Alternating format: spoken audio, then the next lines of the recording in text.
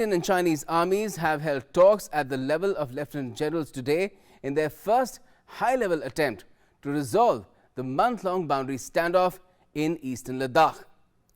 It was said that the delegation was led by Lieutenant General Harinder Singh, General Officer Commanding of Leh-based 14 Corps. The Chinese side was headed by Commander of the Tibet Military District. The talks were held at the border personnel meeting point in Moldo on the Chinese side of the line of actual control in eastern Ladakh. While the talks were on, the army issued a statement through its spokesperson, and that said, Indian and Chinese officials continue to remain engaged through the established military and diplomatic channels to address the current situation in India-China border areas.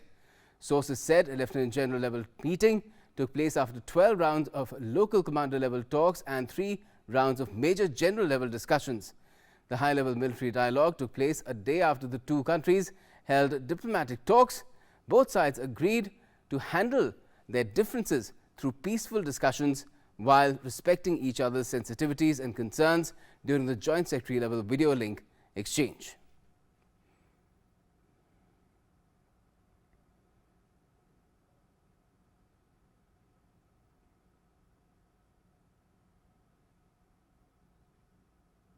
Let's now look at how these talks are meant to proceed, on the basis of which has been basically the Wuhan spirit and also Chennai Connect, the two informal dialogues that took place between India and China at the highest levels, between Prime Minister Modi and President Xi. In the Wuhan spirit, both sides have maturity and wisdom to handle differences through peaceful discussion. This was said when the two leaders met in Wuhan in 2017. The importance of respecting each other's sensitivities, concerns and aspirations to be kept in mind. That's what was said in this statement. Further on, what it also put out was, and this really defines the position as far as the border issue between the two countries is concerned, the importance of respecting each other's sensitivities, concerns and aspirations that have to be kept in mind. This is one major issue that has been highlighted. Now, the two leaders also expressed support for work of special representatives on India-China boundary question. Remember, this process has been going on. 22 times the special representatives have already met and talked. Leaders have urged the special representatives to intensify efforts to seek fair, reasonable and mutually acceptable settlement of the boundary question. The two leaders also underscored the importance of maintaining peace and tranquility in all areas of the India-China border region. They have been underlining that. And how do you do that? Well, and why do you do that? The larger interest of the overall development of bilateral relations has to be kept at the forefront. That's been the general approach since the beginning of the 21st century. Strategic guidance issued to respective militaries to strengthen communication between them as well, to ensure that misunderstandings don't take place, build trust and mutual understanding, and enhance predictability and effectiveness in management of border affairs. This is the directive to the militaries. Military is also directed to earnestly implement mutually agreed confidence building measures, and that is a major way of ensuring that things remain completely calm at the border. Specific prescription given for preventing incidents in border regions. This has been stipulated very clearly. These are mutual and equal security. That's the principle that has to be adhered to. Further on, if you look at what has been prescribed, if we could move on, we've been talking about the two leaders also exchanging views on outstanding issues, including boundary questions, when the Chennai Connect is concerned, which happened last year. Remember the second informal dialogue between Prime Minister Modi and President Xi. They also exchanged views on outstanding issues, including boundary question, is what was clearly stated as an outcome of this Chennai Connect. Work of special representatives was welcomed in that particular set of exchanges. The special representatives were also urged to continue their efforts to arrive at a mutually agreed framework. So that's what they've been working on, a framework to ensure that issues are resolved. The framework for fair, reasonable and mutually acceptable settlement of the boundary question. Now, the settlement should be based on political parameters and guiding principles agreed by the two sides in 2005. So, it's been 15 years that was really something that was worked out. Understanding reiterated that efforts will continue to be made to ensure peace and tranquility in the border areas. This has to be maintained while the process of resolving the boundary question remains on. Both sides will continue to work on additional confidence building measures as well. This was also stated in Chennai Connect, which talked a lot about taking the India-China relationship further, because 70 years of diplomatic ties are also being celebrated this year itself. And we will be talking about this further, but let me first try and get you an update. My colleague Amritpal Singh had been tracking the talks through the day. Amrit, what can we make out from the fact that a high-level meeting has taken place at the Lieutenant General level, right where the entire situation is right now in a standoff? Gautam, let me first tell you that the army was to issue a statement on today's talks. We are expecting the statement. It's yet to come in. So we can update more on once the statement comes, that what really transpired in the talks. But broadly speaking, this standoff has been continuing for more than a month now. Around the 5th of May, this standoff, the tension started when the Chinese and the Indian troops came face to face. Some of the troops, the numbers are disputed, but some numbers are being quoted that around 800 troops were in a face-to-face situation, and tensions escalated. Then various commanders, local commanders, have been meeting. 12 rounds of commanders, right from the battalion and brigade commander level commanders met, and even two-star generals met twice. And this is the first time that in an unprecedented move that three-star generals are talking to each other. On the Indian side, the 14th Corps commander, as you said, and on the Chinese side, the Tibet military district commander. They've been meeting, and they met today and spoke about measures to diffuse tensions. Now, you see, as these tensions and standoffs basically happen because the LAC is not very clearly demarked, and there are different perceptions. The Indians have their own perception. The Chinese have their own perception of where the LAC begins. There is a mechanism to resolve the boundary question right at the political level, where the SRs, that is the special representatives on the Indian side, presently NSA Ajit Doval is the NSA, and on the Chinese side, his counterpart Wang Yi is there. So they've held 22 rounds of SR level talks. Yesterday, we saw various levels of diplomatic engagements do keep taking place. Ambassadors in the respective capitals talk to the governments and the foreign ministries. Yesterday, we saw the Joint Secretary for East Asia speak to the DG in the Chinese Ministry of Foreign Affairs, where the two ambassadors, the Chinese ambassador in India and the Indian ambassador in China, also joined in that video conference. And today, the military commanders at the Corps commander level met and spoke about the issue. The militaries essentially talk about how to resolve or diffuse the tensions existing at the military level on the ground, for which protocols are already there. Mechanisms are already there. You know, banner drills are there, patrolling drills are there. Those mechanisms are already there. But as I said, that these standoffs, as we have seen, have occurred over a period of time. Sometimes they stretch very long. We saw what happened in Doklam in 2017. We saw what happened in 2013 in the Demchok area. Sometimes they stretch too long. And this time around, it had to be escalated to the level of the Corps commanders or lieutenant general level officers meeting up and resolving this issue.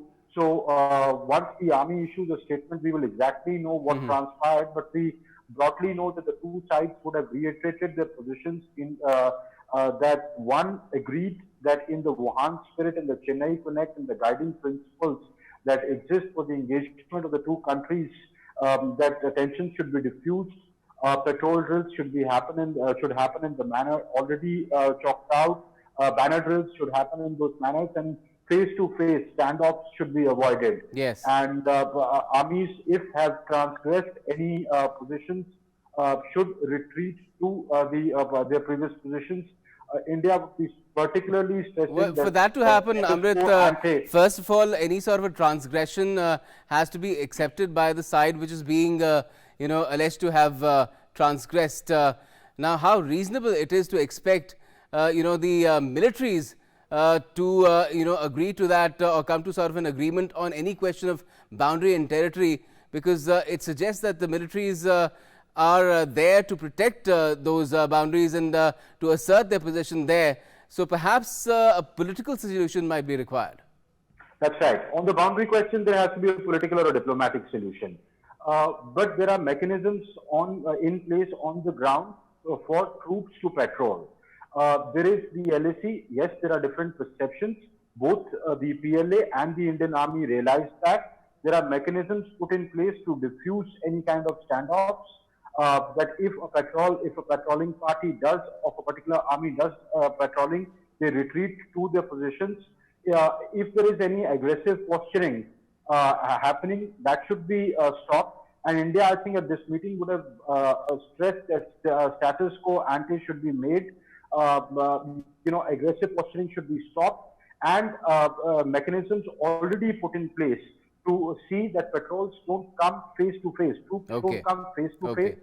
We've seen fist-ups happen in the past. We've seen, soldiers pushing each other back. But when the commanders step in, and there is a proper mechanism for that, but just that it hasn't been able to, after various rounds, it had to be brought to the level of, the corps commander. Yes. So that is unprecedented, and that does, in a way, show the seriousness of the issue. But as the army has been saying, it's a very sensitive matter. Let's not try and overhype it or sensationalize it, because the armies are making efforts, and also diplomatic efforts are going on. Today, I think the two militaries would have stressed upon the point that the troops the tensions at the ground level should be resolved. Certainly, because it doesn't augur well for either side.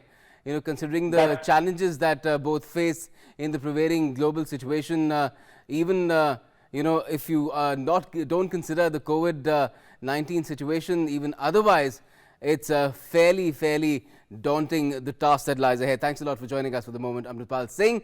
And we'll take a short break right now, but our guests will join us next to talk about this effort to resolve the standoff on Newsnight here. Stay with us. Thank you corona warriors. बेटे आप लोग जल्दी से घर जाओ। Thank you sir. हाँ बेटा जाओ, घर जाओ। पूरी मेडिकल कम्युनिटी खड़ी है आपके लिए ढाल बनके। हम हैं कोरोना वॉरियर। मैं हूँ कोरोना वॉरियर। मैं हूँ कोरोना वॉरियर। हम हैं corona warrior. Thank you corona warriors. Thank you शुक्रिया। Good job. Thank you. Stay home, stay safe. Thank you corona warriors for saving us.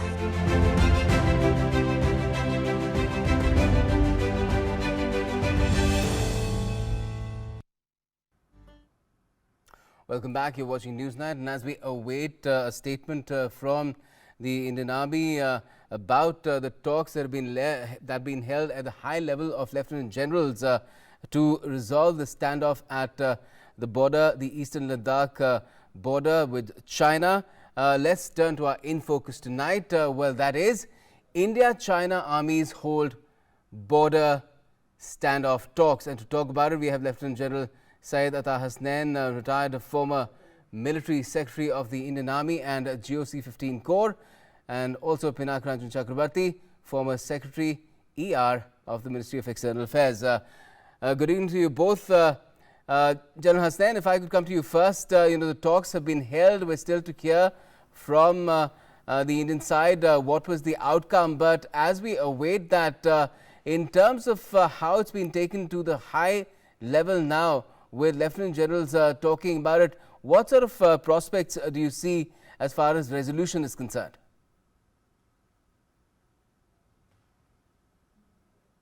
There's no doubt that after 30 days, the best thing which is happening is that both sides are talking. Otherwise, it could just be an engagement on the LAC with no one engaging each other, no one talking to each other. It's happening on the political diplomatic level. with the joint secretary level, at the ambassadorial level, and very appropriately, it is also happening at the military level, the military domain, where we've had about 6 rounds of such talks and different levels, at the brigade commander level, and gone on to 2-star, and now upgraded perhaps for the first time I'm ever hearing to the 3-star level. Although I learned that from the Chinese side, it still remains a 2-star because they removed from command their 3-star general who was responsible for this particular area only yesterday. And that is why probably you will find a revisitation, 3, 4, 5 such meetings taking place in the future before we can think of any outcome. I think anyone with any strategic sense will not speculate at this stage to think that there can be an immediate outcome. You have to lay out what your perception and understanding of the whole situation is, irrespective of the fact that we are very clear that it is China who has adopted a very aggressive posture for a particular strategic purpose in our perception. But notwithstanding that, I don't think this is the time for the Indian Army to come out transparently with a statement to say what exactly transpired in these talks. Because I think they made it clear this morning the media should not expect it, and media should not speculate too much on these talks, because there's no doubt about it that the focus of the world, the focus of much of the political community in China and in India is on these talks. And we don't want a word or two, a sentence here or there, upsetting the apple cart unnecessarily. And that very often happens in diplomatic talks or even in military level talks. So that's the way I would look at it. Well, the media has its own reasons to expect outcomes and immediate results and instant coffee, but that's not how things work, really, do they? As far as such issues are concerned, Pinakchand Chakrabarti, and if you look at what happened in the case of Doklam, it took 73 days. But is it safe to say that things might be headed for the long haul here as well in eastern Ladakh? I think one thing we must understand, that this military kind of confrontation, or call it what you like, border intrusions, etc., is not because China has suddenly decided that I need to nibble away at more Indian territory. Suddenly. It is a part of a larger game plan that China is pursuing, which is to pressurize India through these border intrusions for different geopolitical reasons. One of them is, of course, that India should not get into the Western camp and try to sort of criticize China. India should not say anything on Hong Kong, what is happening. India should not say anything on Tibet or any other issues, or Taiwan that bothers China. And where I think China is facing a lot of flack in the international state. I think those are the larger issues. I do not think, and also the fact that because of COVID, or the Wuhan virus as we call it, has put China in the dock, at least, in terms of public perception, international public perception, that it was China which slipped up, or whether by mistake or deliberately, and could have done much better in informing the WHO, and so many people would not have died because of this fact that China is a authoritarian, non-transparent, etc. So everything requires the clearance of one big boss sitting in Beijing. So I think these are some of the issues that China is facing. China is also facing an investigation by the WHO as to how much it was culpable in terms of allowing the Wuhan virus to spread. So all these taken together, then in South China Sea, you know what is happening. It's trying to create administrative districts as if it's part of China's sort of domestic infrastructure, or domestic sort of administrative structures. So all these issues have to be taken together. Yes. The border intrusions cannot be looked at in isolation. Right, but all this flies in the face of what was stated. After both the leaders, that is President Xi and Prime Minister Modi, met in Chennai or Malappuram.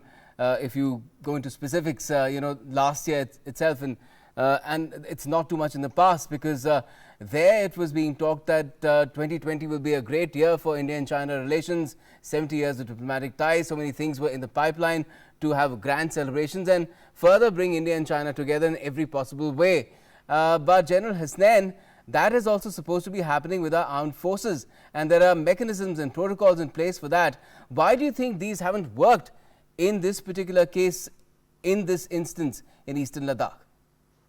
See, it is very clear that after Doklam, the Wuhan spirit which was created with the meeting in Wuhan, the decision for informal summits subsequently in Chennai, the Chennai spirit which was subsequently invoked, and it was supposed to be strategic guidance for the armed forces, etc. The pre-Chennai period, or the period up to Chennai, I think was quite different as far as geopolitics of the world was concerned. I agree with Ambassador Pinaki that much has changed actually in the world in the wake of the COVID-19 pandemic. And actually we are still in the middle of it. And much is going to change beyond. China is attempting essentially to take an early lead in taking the initiative to try and run its narratives in the world, in the post-COVID-19 world, to its advantage. So one of those messages and narratives is very clear, which is to India that don't get involved with the Americans, don't get involved with the Japanese, don't look at the Quad, don't look at Indo-Pacific, be content with being a part of South Asia. You and us can have a good relationship. They were worried also about the ramping up of Indian infrastructure, etc., which has been going on for the better part of many years. But all this somehow comes to a head at a particular moment in geopolitics. And I think China chose to grab that particular moment.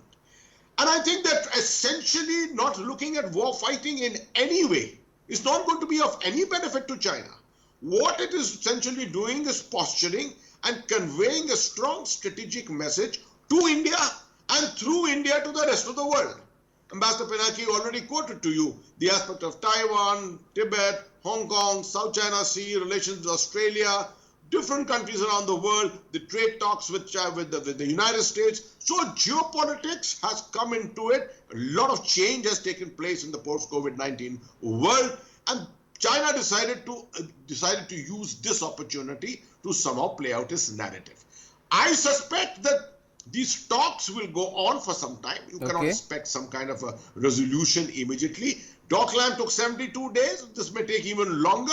Doklam was curtailed or rather terminated primarily because of two major strategic events which were taking place in the world. One was the BRICS summit and the other was the 19th Congress of the Chinese Communist Party. This time no such events are coming up. So the whole summer right up to the winter is open, and the Chinese can continue doing this kind of engagement that they are involved in. Right, but if China is trying to bully India and trying to back India into a corner because of the way things are shaping up within India in terms of how India is rising based on its own strengths, and of course in the global context as well, Pinaki Chakrabarti, isn't this going to be counterproductive for China itself? Because look at what's happening right now because of this COVID situation.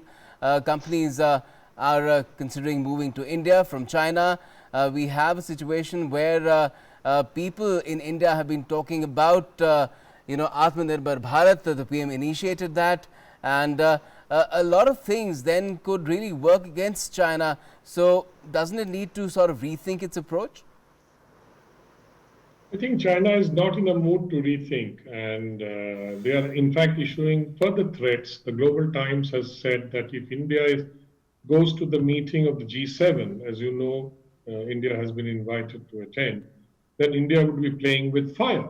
I mean, these are in-your-face kind of threats that, of course, it's coming from Global Times, but that's the mouthpiece of the Communist Party. So China thinks by threatening India and by these border intrusions, it's going to get what it wants from India. I do not think that is a very wise policy. It is not perhaps going to work. India is already making moves like signing the logistical agreement with Australia, including Australia in the Malabar exercises, for example. So these are incremental steps on India's part, sending messages to China that if you press us on these other issues, then we have other levers to press too. And I think that is what the messaging is going on at the moment. My own take on the border intrusions, the current one in Ladakh, is that it's not going to go away very soon. And these talks will go on and there will be posturing, Right. etc. After all, Doklam took what, 73 Yes, days? and when you recall, Doklam, as you yourself, I think both of you agree that the situation, the geopolitical situation globally has changed post COVID-19. General Hussain, isn't it all the more important now for India to press to resolve this entire boundary question? There have been 22 rounds of special representative talks, but these need to be concluded. All the more important to press on and say that, let's just finish it off. Not leave room for these, disturbances or whatever misunderstandings to occur time and time and again.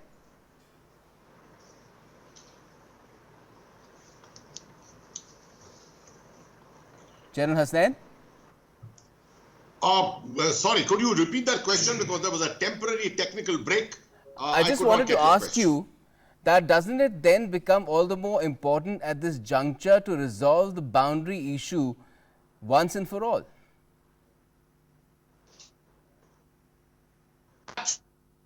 India has been harping on this since 1993.